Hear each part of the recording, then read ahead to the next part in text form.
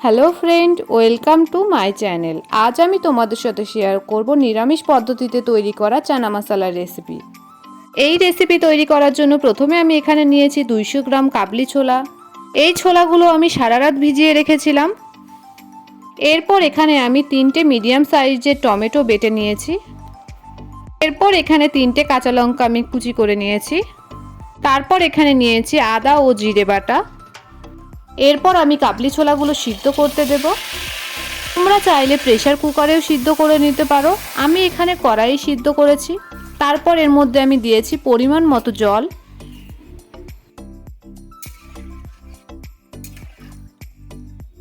এরপর এখানে দিয়েছি পরিমাণ মতো লবণ। এখানে আমি 1.5 চামচ লবণ ব্যবহার করেছি সিদ্ধ করার জন্য।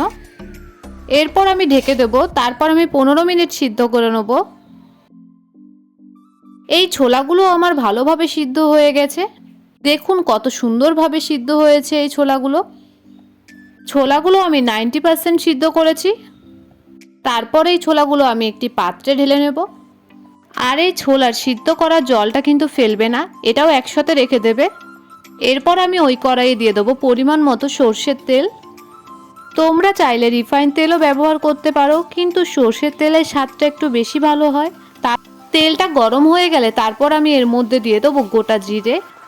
তারপর এখানে দিয়েছি কাঁচা লঙ্কা কুচি। দিয়ে কাঁচা লঙ্কাগুলো একটু ভাজা হয়ে গেলে এরপর আমি এর মধ্যে দিয়ে দেবো মশলাগুলো। এখানে আমি মশলায় আদা বাটা ও জিরে বাটা দিয়েছি। দিয়ে আমি মশলাটা বেশ কিছুক্ষণ কষিয়ে নেব। আর এখানে আমি দিয়েছি অল্প মশলা ধোয়া জল।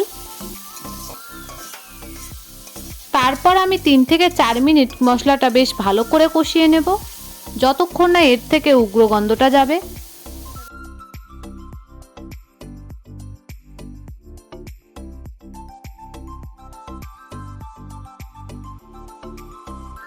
এরপর আমি এখানে দিয়ে দেবো টমেটো বাটা।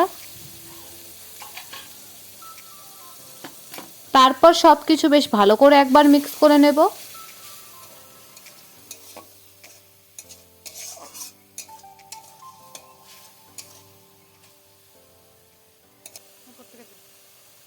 এরপর এখানে দিয়েছি আমি পরিমাণ মতো হলুদ গুঁড়ো।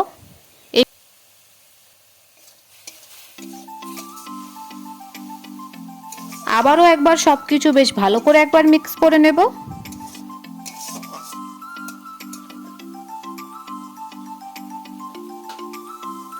এরপর এর মধ্যে দেব আমি লঙ্কার গুঁড়ো। এখানে আমি 2 চামচ লঙ্কার গুঁড়ো ব্যবহার করেছি। এরপর আমি এই মশলাটা 3 থেকে 4 মিনিট ভালো করে কষিয়ে নেব। এই মশলাটা থেকে যখন তেল ছেড়ে দেবে তারপর আমি এর মধ্যে দিয়ে দেবো সিদ্ধ করে রাখা কাবলি ছোলাগুলো। আর আমি কিন্তু এখানে ছোলা সিদ্ধ করার জলটাই দিয়েছি, আর অন্য কোনো জল আমি এখানে ব্যবহার করব না। এরপর আমি 4 মিনিট মতো ভালো করে ফুটিয়ে নেব।